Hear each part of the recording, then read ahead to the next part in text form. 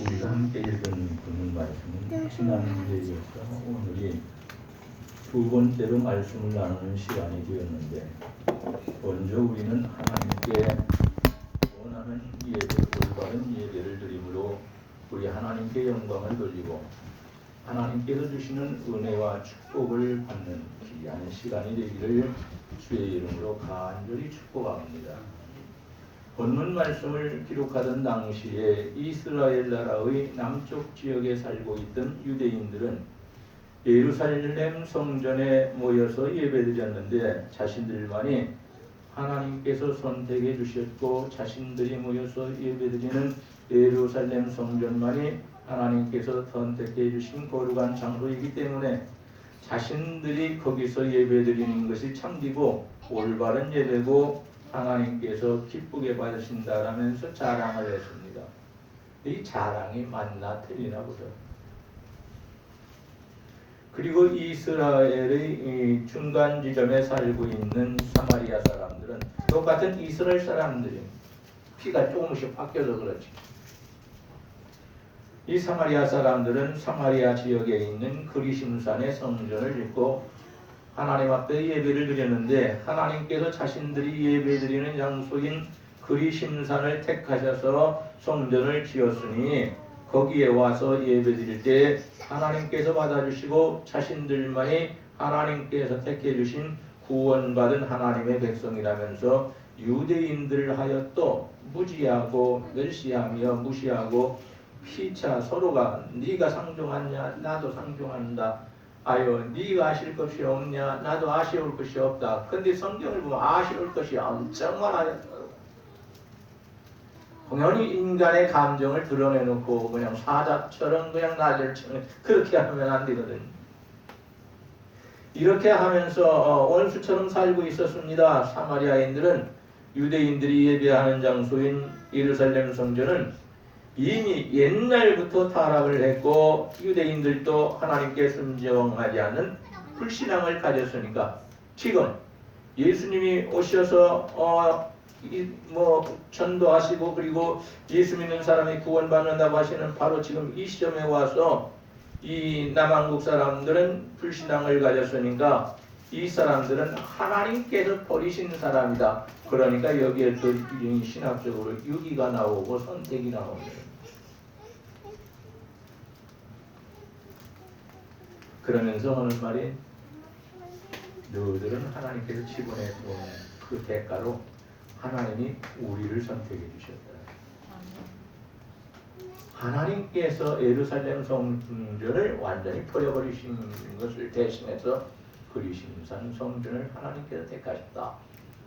이렇게 말하니까 이 우물가에 나와서 물을 질러 와가지고 예수님과 대화하던 이 여인이 당신도 뭐 별 다른 말이 없네요. 유대인들 얘기나 사마리아인 얘기나 똑같잖아요. 그랬더니 예수님 하시는 말씀이 뭐라고 그래요? 누구들도 참된 예배자가 아니고 하나님께서 이스라엘 백성 유대인들도 참된 자가 아니라고 했고, 남한국, 유방국, 북한국 다 거쳐서 그들은 하나님께서 원하시는 예배를 드리지 않고 네 멋대로의 예배를 드리고 나니까 우리 하나님께서 받으시겠느냐? 절대로 받지 않으시고, 만약에 너희가 끝까지 회개하지 않고 올바른 예배를 드리지 않는다면 전능하신 하나님께서 올바른 회개를 하지 않고 올바른 예배를 드리지 않는 너희가 살고 있는 것을 심판하셔서 멸망시킬 것이다. 그대로 됐습니다. 사실 로마가 지금 지배하고 있잖아요. 이 말씀이 기록되는 이 당시에 로마가 적국으로. 그러니 유대인들의 말도 사마리아인의 말도 다 잘못된 것이고 받지도 않으셨어요. 하나님께서도 받지도 않은 주들 마음대로 받았다고 그러는 거예요. 이건 하나님이 받으신 것이 아닙니다. 이러한 때에 예수님께서는 사마리아의 수가성에 살고 있는 한 여인을 우물가에서 만났는데, 이 여인은 5번 결혼했다가 5번을 이혼한 사람입니다. 능력 있는 사람입니까? 문제가 있는 사람입니까? 어느 집사님이 그럽니다. 사람은 한 번 결혼하면 죽을 때까지 같이 살아야지. 뭐 이혼하고 난리를 치니까 웬만하면 같이 살아야죠. 그랬더니 목사님, 이제 100세 시대라고 하는데 내 나이가 지금 몇 살인데 혼자 살려면 100살까지 혼자 살아야 되지 않습니까? 그럼 재혼해도 되지. 아이고 혼자 사는데. 한 양반이 돌아가셨는데 재혼해도 되는 건 성경에서 그렇게 말씀하셨다고. 목사님, 한 사람하고 어떻게 평생 동안을 같이 삽니까? 피차가 서로 중간에 이혼해버리고 그리고 다른 사람 골라서 살아봐야지 사람 사는 것이 한 사람하고 사는 것만 사는 것입니까? 이 얘기하니까 깜짝 놀랐어요. 그런 말씀 안 하시는 분인데 막 얘기를 하더라고. 막말을 하더라고. 막말. 하나님 앞에 막말하는 겁니다. 그거. 하나님께서 일부 일처제를 말씀하셨는데 오죽하면 어떠한 사정에 의해서 부득이하게 이혼하는 사람들이 있습니다. 그러나 살기 싫어서 이것이 무슨 하나의 이 여인처럼 무슨 쾌락을 즐기기 위해서 육신적인 건 가지고 기쁨을 누리기 위해서 이 결혼하고 이혼하고 결혼하고 이혼하고 이렇게 하는 것은 하나님께서 어떻게 하십니까? 요한계시록에 있는 말씀을 보니까 심상에 던져도 천국에 들어가지 못하게 하신다. 그렇게 말씀합니다. 그걸 쾌락을 삼아서 결혼하고 자꾸 이혼하고 이런 거 하지 말라는. 이 여인이 지금 살고 있는 사람은 5번째 이혼을 한 다음에 6번째 남자를 만나서 이제 사는데 이 남자하고 결혼식을 하면은 또다시 이혼식을 해야 될지 모르니까 이제는 이 남자와는 결혼식을 올리지 않고 동거를 하고 있었습니다. 그러다 이 동네 사람들이 이 여인에 대해서 아주 안 좋은 여자라고 하면서 별의별 얘기를 다 하고 흉보고 멸시했기 때문에 이 여인도 나도 너희들과 안 어울린다. 너희들이 나한테 안 어울리냐? 나도 너희들하고 같이 안 어울리고 살면 되지. 그래서 이스라엘 사람들이 시원한 아침에 우물가에 가서 동네 우물에서 우물을 빌어 가는데 이 여인은 아침 시원한 때 나오지 않고 아무도 없는 가장 뜨거운 때 한낮에 혼자 우물가에 와서 외롭게 대화하는 상대도 없이 이 물을 길러 왔다가 예수님을 만나서 지금 저만큼서 얘기하다가 오늘 예배까지 얘기하게 되었습니다. 예수님께서 하시는 말씀이 이 여인에게 가르쳐 주신다. 하나님께서 원하시는 예배는 어떠한 예배인가? 하나님께서 찾으시는 예배자는 어떤 예배인가를 가르쳐 주고 계셨습니다. 먼저는 하나님께서 원하시는 예배를 드리고 하나님께서 찾으시는 예배자가 되려면 지난주에 그랬습니다. 예배란 무엇인가에 대하여 올바로 알아야 한다라고 말씀드렸습니다. 예배가 보는 것이라고 생각을 해서 나는 오늘 예배 보고 갔다. 예배가 보입니까? 뒤통수만 보이지. 목사님은 얼굴이 보이고. 보인다 소리, 예배 봤다 소리는 그건 잘못된 표현인데 우리나라가 옛날부터 그냥 해에 내려왔기 때문에 이것이 성경에 기록된 말씀보다도 더 우리에게 다가오고 그리고 우리에게 잘 가르쳐 주시는 깨닫게 하시는 그런 내용으로 사용되고 있습니다. 그런데 예배는 보는 게 아니고 하나님 앞에 드리는 것이기 때문에 예배 보고 왔다라는 말은 우리가 삼가해야 되고 예배 드리고 왔다 해야 옳은 말이라고 말합니다. 이 지난주에는 하나님께서 원하시는 예배를 드리고 하나님께서 찾으시는 예배자가 되려면 예배란 뜻이 무엇인지 알아야 한다고 말씀드리면서 4가지를 말씀드렸습니다. 예배는 단어는 프로스페네아오라고 하는데 이 한 가지 단어에 여러 가지 의미가 많이 들어있다. 그래 말씀드렸습니다. 한 가지 단어는 예배라는 것은 경배하고 엎드려 절한다는 의미다. 그러니까 예배를 통하여 나는 낮추고 하나님은 엄청나게 높이는 것. 이것이 예배다. 예배 시간에 자기를 높이고 하나님을 낮추는 것은 이건 마귀 새끼가 하는 일입니다, 여러분. 근데 우리가 종종 이렇게 하면서도 자기가 마귀 새끼가 하는 짓을 하고 있다고 생각하지를 못하고 있으니 이것이 문제입니다.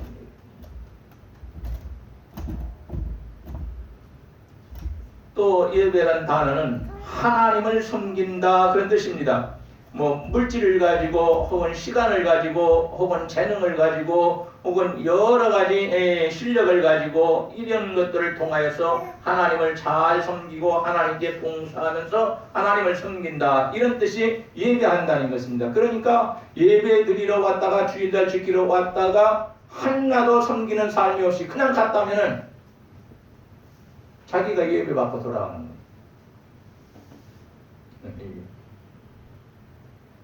누가 물 한 잔 피우는 것 같으면 왜요? 예수님이 말씀하셨지 않습니까?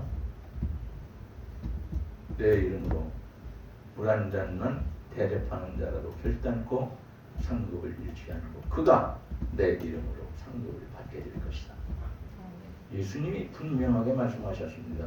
이건 가장 사사로운 일을 봉사했다 해도 하나님께서는 그것을 꼭 받으신다는 거예요. 어떻게 해야? 믿음으로 해야. 믿음으로 해요.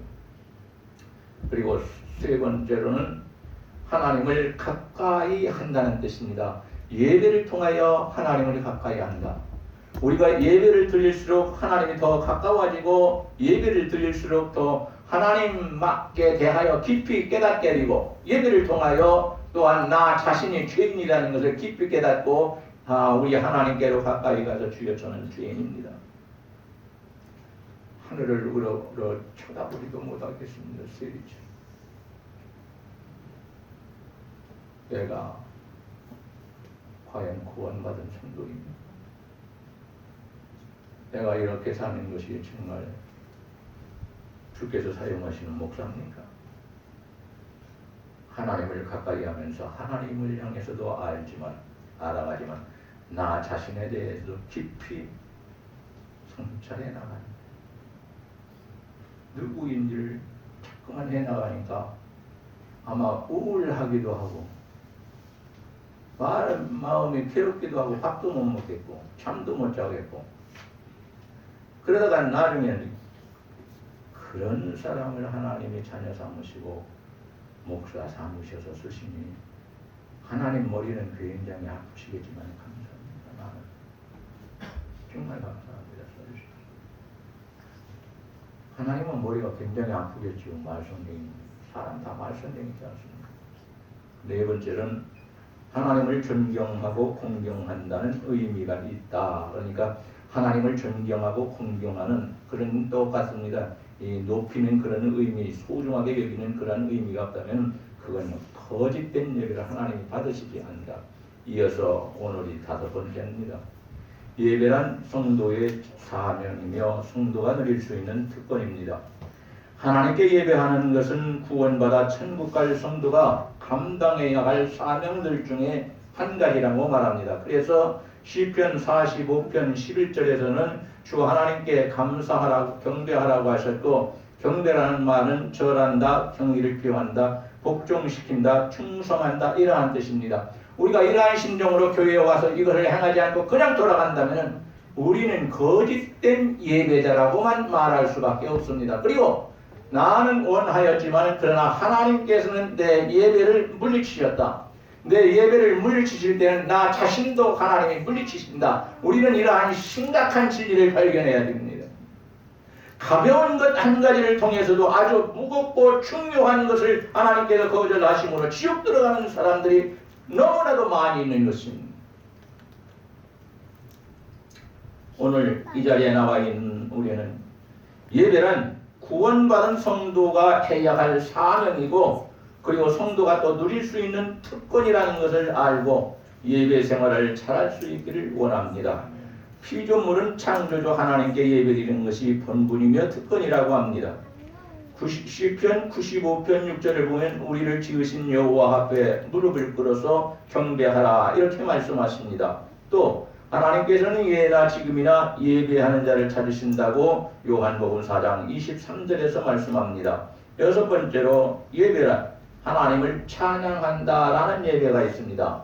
마태복음 2장에 있는 말씀을 보게 되면 동방박사들이 와서 어린 탄생하신 예수님께 경배드렸다고 했는데 이 말은 원 뜻은 이 예수님을 찬양하며 예수님께 후보 엎드려 절하며 영광을 돌렸다. 그러한 뜻입니다. 그러니까 경배한다 이 말씀 속에, 우리가 예배한다 이 말씀 속에는 하나님을 찬양한다라는 것이 들어가야 된다는 말입니다. 우리가 찬양할 때에 찬양하지 않게 되면 원망하게 됩니다. 은혜 받아야 할 때 우리가 은혜 받지 못하면 반드시 시험 들게 되어 있습니다. 막에 큰 놔두지 않습니다. 우리는 잘 알아야 합니다.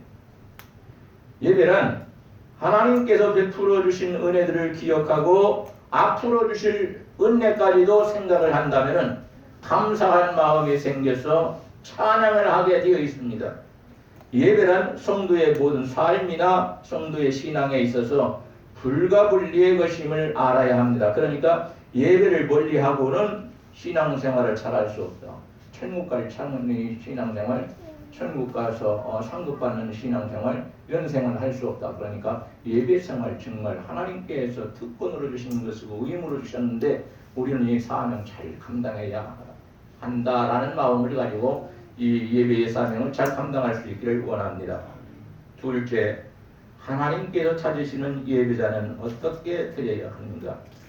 하나님께서 찾으시는 예배자는 예배를 어떻게 드리는가? 첫째로 모든 장소에서 하나님께 예배드리는 삶을 사는 사람입니다. 그리심산이나 예루살렘 성전에서 예배드린 후에 성전 밖에 나와서는 자기 마음대로 살아버리다가 믿지 않는 사람과 똑같이 살아버리다가 다시 성전을 찾아가면 하나님 잘못했습니다. 용서해 주십시오. 제 예배를 받아주십시오. 계속 이런 생활이 계속 되어진다면, 반복되어진다면 이런 예배는 하나님께서 받으시지 않고, 그리고 이런 예배자 역시도 하나님께서 원하시지 않는다는 것을 알아야 한다는 말씀인 것입니다. 하나님께서는 성전에서나 어디서나 내 삶 전체가 하나님께 예배하고 믿음으로 사는 자의 예배를 받으십니다. 내가 교회만 가서 예배드리는 것이 아니고 일터에 있든 어디에 있든 하나님을 생각하면서 하고 우리 하나님께 영광 돌리려고 하는 마음을 가지고 일터에서 일하고 부지런히 또 사업을 경영하고 또한 직장에서 일하고 공부하고 순수한 학생들은 또 공부하고 그렇게 해야 합니다. 그것이 바로 모든 삶 속에서 하나님께 드리는 예배와 같은 것이고, 그리고 예배 시간에 교회에 나와서 이 예배를 통하여 온전한 예배를 드릴 때, 그래 너는 네 직장에 가서도 예배드리는 삶을 살았고, 너는 네 사업장에 가서도 예배드리는 삶을 살았고, 또 오늘 여기 와서도 예배하는구나. 하나님께서 그리고 받아주신다는 말씀인 것입니다. 여러분, 내 스스로 하나님께서 받아주셨겠지 스스로가 자기를 위로하는 사람 되지 말고, 하나님께서 내 예배를 받아주셨기 때문에 내 안에 계신 성령께서 내게 확신 주시기를, 너는 지금 하나님께서 기뻐하시고 원하시는 예배자로 살고 있고 예배를 드리고 있다. 그렇기 때문에 내 예배는 하나님께서 받으셨다라는 이러한 성령님의 음성을 듣고 기뻐할 수 있기를 주의 이름으로 간절히 축원합니다. 두 번째로, 하나님께서 받으시는 예배가 어떤 예배인지 알고 드리는 사람입니다. 하나님께 드리는 예배가 어떠한 예배인지 알지도 못하고 예배드리면 이건 큰일 난다는 거예요. 이건 무슨 지식을 말하는 것이 아닙니다. 여기서 이 말씀은 22절에 보니까 너희는 알지 못하는 것을 예배하고 우리는 알고 있는 것을 예배한다, 이렇게 말씀합니다. 자신들은, 우리 예수님이 말씀하시기를 유대인들은 알고 있는 것을 예배하는데, 그런데 사마리아 사람들은 알지 못하는 것을 예배하고 있다, 이렇게 말씀하시면서 사마리아 사람들이 알지 못하는 것을 예배한다고 우리 주님이 가차없이 책망하십니다.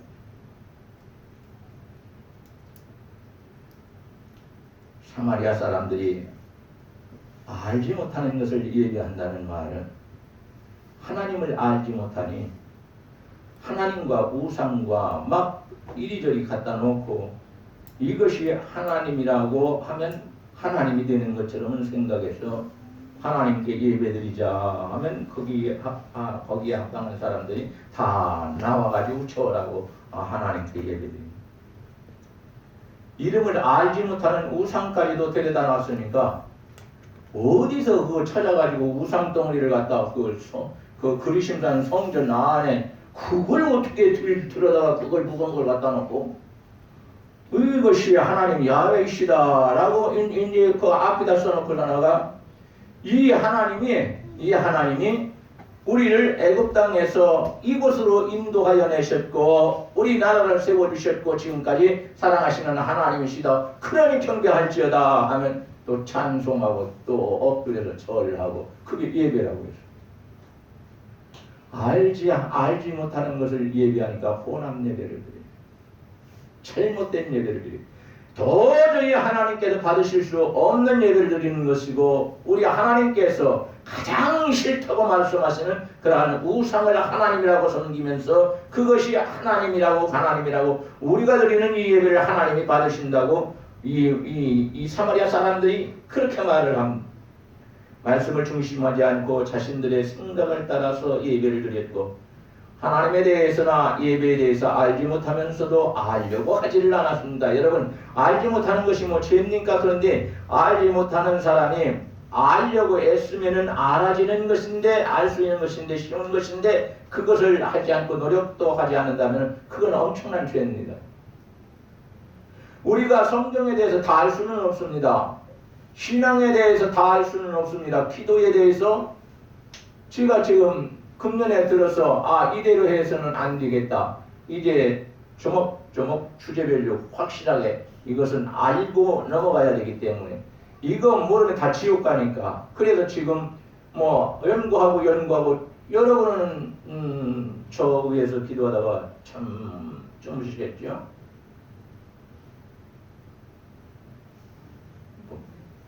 하나의 착각일 수도 있지. 기도하고 차려고 했었는데 너무 피곤하니까 뭐 기도도 하지 못하고 밥도 못 먹고는 잘 수도 있지만 그렇다고 목사가 똑같이 하는 건 아닙니다.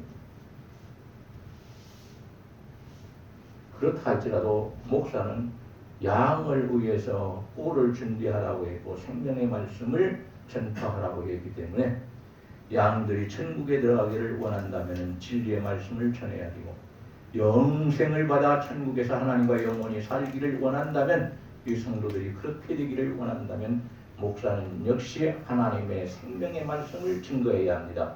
아무리 신학교에서 많이 배우고 많이 읽었다고 한들 다 아는 것이 아닙니다. 모르는 것이 많습니다. 어떤 목사님은 뭐 아프니까 그건 대단하는데 나는 아프면은 앉지도 못하고 글씨도 못 보고 그냥 죽어야 되는 것처럼 막 그런 상황인데 그냥 아프면은 7시간, 8시간이나 성경 봤다고 하는 거 보니까 그때 깨달았다네.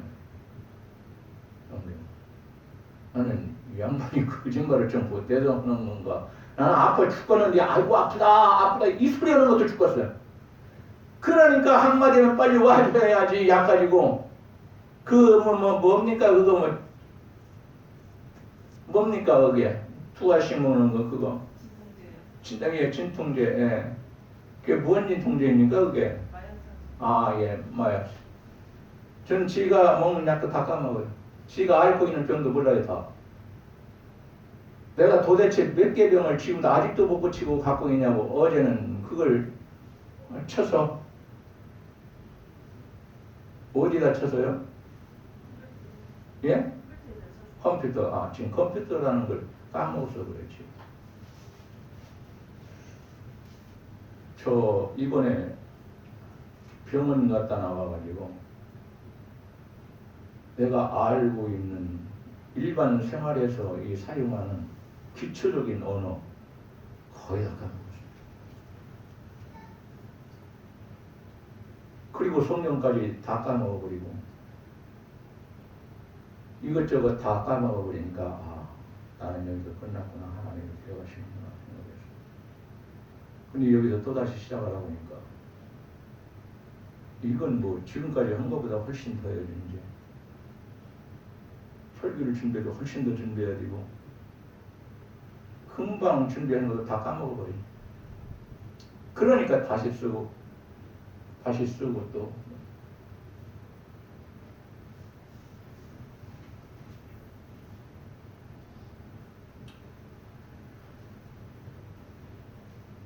우리가 하나님께서 받으시는 예배가 어떤 예배인지 알고 드려야지, 하나님께서 받으시는 예배가 어떤 예배인지 알지 못하고 드린다면은 저나 여러분이나 다 우상을 섬기는 혼합된 신앙생활을 하는 사람과 비슷한 사람이고, 이러한 사람은 이것도 저것도 아닌 희미한 사람, 회색분자, 이건 하나님께서 절대로입니다. 여러분, 절대로 구원하시지 않고 이런 사람의 예배는 받지도 않으신다는 사실을 알고, 우리는 하나님께 예배드릴 때 하나님께서 기뻐 받으시는 예배가 어떠한 예배인지 잘 알고 드릴 수 있기를 주님의 이름으로 간절히 축원합니다. 하나님에 대해서나 아까도 말씀드렸지만 예배에 대해서나 알지 못하고 있는 건 그럴 수 있습니다. 그러나 배우면, 자꾸 들으면, 성전에 와서 들으면 알게 돼 있어요. 이거 공부합시다. 이번은 몇 페이지입니다. 여러분, 이거 안 해도 저는 말씀을 준비해서 전하고, 여러분들은 앉으셔서 말씀을 받아들이기만 하면 성령께서는, 제 안에 계신 성령께서는 나를 나팔로 삼아주시는 거고, 그리고 여러분의 마음속에 존재하시고 내주하시는 성령께서는 말씀을 받아들이는 여러분이 받아들이는 그 말씀을 하나하나 깨닫게 만들어주시고, 우리가 성령께서 깨닫게 하지 아니하신다면 알 수가 없어. 그런데도 자기가 잘났다고, 혼자 잘났다고 까불면은 이 사람은 하나님께서 이미 갈 사람이기 때문에, 지옥 갈 사람이기 때문에 얘기하지 않아요. 그러니 우리 모두는 알지 못하기 때문에 아마 이걸 하나님이라고 하자, 저걸 하나님이라고 하자, 뭐 이렇게 하자, 저렇게 하자, 그러지 말고 성경을 통해서 예배가 무엇인가, 성경을 통해서 하나님께서 드리는 예배가 있고 하나님께서 드리지 않는 예배도 있네. 본문에 저 여러분이 보면 안 보일지 모르지만 저한테 자세히 오늘 읽은 말씀 중에 자세히 시간이 너무 빨리 가서 아까워요. 참으로 예배하는 자는 하나님께서 거절하셨는데도 불구하고 우리의 예배를 하나님께서 기쁘게 받으셨다. 야, 하나님 우리 예배 받으셨으니까 또 이 시간에 우리 기도 또 하자, 또 예배 또 드리자.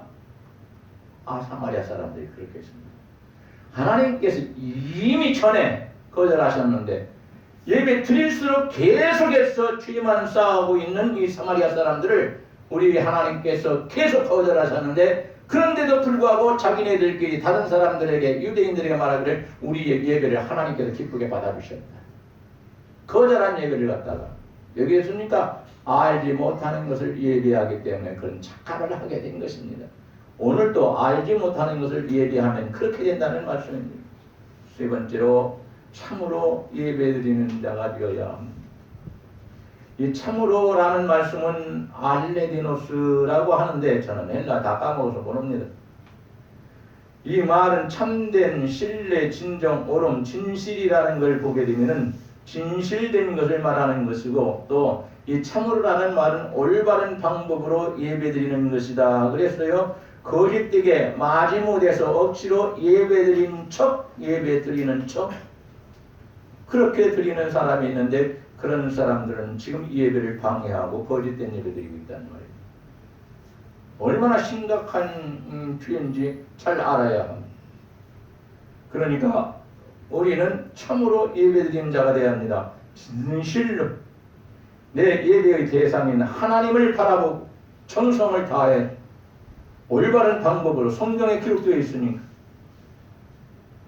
또 참으로란 하나님을 사랑하고 이웃을 사랑하고 교회를 사랑하는 마음을 가지고 예배드려야 합니다. 다시 말하면 사랑이 없이 예배드리는 것 하나님 거절하십니다. 우리가 하나님을 사랑해야 하고, 우리가 교회를 사랑해야 하고, 우리가 서로를 위해서 기도해주고 말씀 전해주는 목사님을 위해서 또 우리가 사랑해야 돼요. 목사님은 설교 잘하는지 뭐고 버벅버벅 헛되다 한다 할지라도 목사님은 양떼를 사랑하는 마음을 가지고 온유와 자비와 사랑으로 말씀을 전할 때 하나님께서는 이런 설교, 이런 말씀, 이런 예배를 통하여 기뻐 받으신다는 얘기입니다. 잘 알아야. 여러분 미워하는 사람의 마음속에 있으면 이 시간 회개하시기 바랍니다. 다 찾아다니며 용서할 수는 없습니다. 이미 죽은 사람도 있을 것이고 외국에 가 있는 사람도 있을 것이고 어디 있는지 알지 못할 수 있는 사람도 있는데 어떻게 다 쫓아다니면서 잘못했다고 내 사과 좀 받으라고 그렇게 하겠습니까? 하나님 앞에 진실한 마음을 가지고 용서해달라고 기도해야 되고 그리고 나는 다시는 그러한 죄를 짓지 않겠다고 결단을 하고 그리고 우리 하나님께 나로 인해서 상처받은 그분의 상처받은 것을 하나님께서 위로하심으로 축복으로 은혜로 쌓아달라고 쏟아부어 달라고 그 가정을 다 구원시켜달라고 그렇게 기도해야 합니다. 이게 온전한 회개가 될 수 있습니다. 참으로 이 말은 하나님 이웃사랑은 우리 서로를 향해서도 이웃이고 가족끼리도 이웃입니다. 교회를 사랑하는 마음을 가지고 예배드려야 된다고 말했습니다. 구약시대 제사장과 서기관들과 바리새인들을 72명을 합쳐가지고 만든 것이 이스라엘 백성들의 최고 율법 기관인 최고 가장 높은 그러한 의회 기관이었습니다.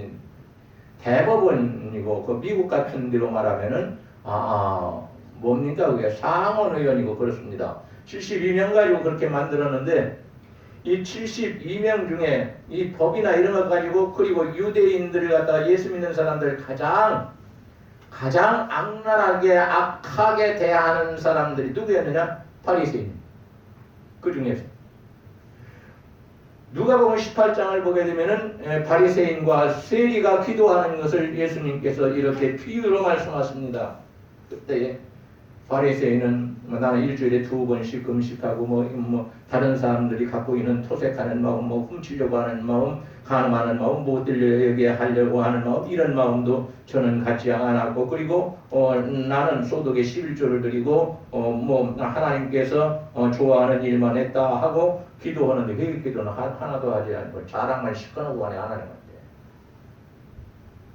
옆에 있던 세리가 이렇게 기도합니다. 하나님, 저는 감히 위에 계신 하나님을 바라볼 수도 없나이다. 눈물을 마구 흘리면서 저는 너무 큰 죄악을 많이 저질렀습니다. 저의 죄를 용서해 주십시오. 저의 죄를 사하여 주십시오. 세리가 이러한 기도를 했을 때 사람